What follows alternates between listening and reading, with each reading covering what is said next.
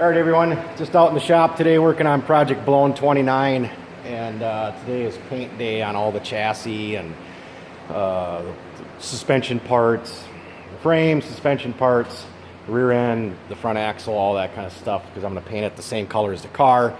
So I wanted to get that stuff painted first before I finish the body work on the car. You can see the car over here. There's the body sitting up on the sawhorses right now. I got a lot of work to do on the body on there, but I have everything else ready for paint, so I figured, I'm going to get all that stuff done. So here's my disaster of a workbench here. This is what it looks like when you're going to paint. It takes a lot of supplies to put down paint. And I just lay it all out on my bench here, kind of organize, what products go together, the paint, the reducers, and the hardeners and stuff, so I just kind of keep everything together. I'm using a Nason, an epoxy primer for it right now. And then be using Nason. I'm going to use just a single stage on the frame, so I won't be doing any clear coat on any of that stuff. So I'll do a base coat, clear coat on stuff like the wheels and all the body parts, but on the frame I'm just going to do a single stage. So over here is where I got everything staged for painting. I did just get down a coat of epoxy primer on all the small parts, on all the leaf springs, and I got everything else hanging up on my hoist here. All those 4-link bars, all the little pieces that need to be painted. I have them all organized and hanging all over my hoist here. When I'm restoring the vintage sleds, I do this quite commonly. I hang all the little bits and pieces on the hoist like this. This hoist has definitely been quite the paint rack for me. So look at all these little pieces that I've got the epoxy primer on, and then I'll go through here and get the paint on it yet. So I just wanted to take a little break in between spraying all these pieces before I sprayed the frame, because I wanted to stop and tack cloth off any dust that may have gotten on the frame while spraying these little parts. If I get a little bit of something in these pieces, I'm not going to be overly concerned about it. You're not going to be able to pick it out as easily, but on the frame I wanted to make sure it's as dust free as I possibly can have it, because down the side of the car you can fully see the frame rails and stuff, and especially in the front where there is no real body to cover the frame. It just has a grill shell basically. So you can see I did a little bit of Bondo and body work on the frame. I wanted to make it as smooth as I possibly can. I ground a lot of the welds out and then put a little Bondo over and stuff.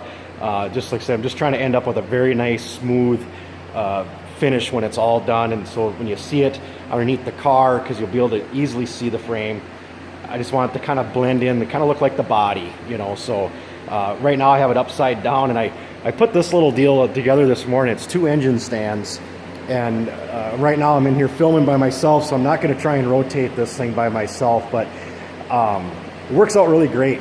This end down here, I have the handle in it and with the pin, and on the other end I don't have a pin or anything. I actually just have a tube that just kind of slid through this engine stand here just as a rotating point.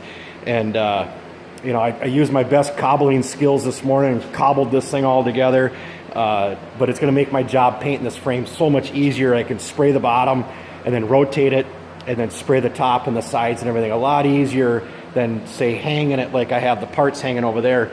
And that is how I have painted frames in the past. I have hung them from that hoist, but it's really hard to paint the bottoms because you're kind of looking up into the lights, and it's just tough to see exactly what you're doing. So I kind of envisioned this idea the other day. I'm thinking, a little rotisserie, and borrowed an engine stand from one of the neighbors, and here we go. This is what we got. And this engine stand here with all the blue paint on here, I've used this one several times in the past for when I do the restores on the vintage sleds, on the Polarises. I actually have an arm that I bolt onto this engine stand that holds the whole chassis of the snowmobile, so I can rotate it as I'm painting, and it really makes it a lot easier. So just one little trick, maybe give it a try sometime if you're into doing your own paint work and stuff. This is going to make my job today way easier. So that's it for the day, guys.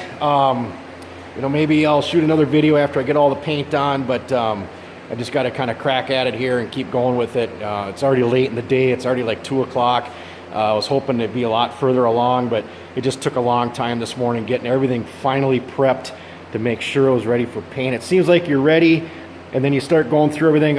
Maybe I could do a little better job here, a little better job there, So I kind of went through everything one more time and found a couple things I should maybe address, and So, but everything's all ready to go. Like I said, all this stuff has the epoxy on it already, so half my stuff is done. But thanks for watching, guys. Please sub, share my videos, comment. Thanks a lot, guys.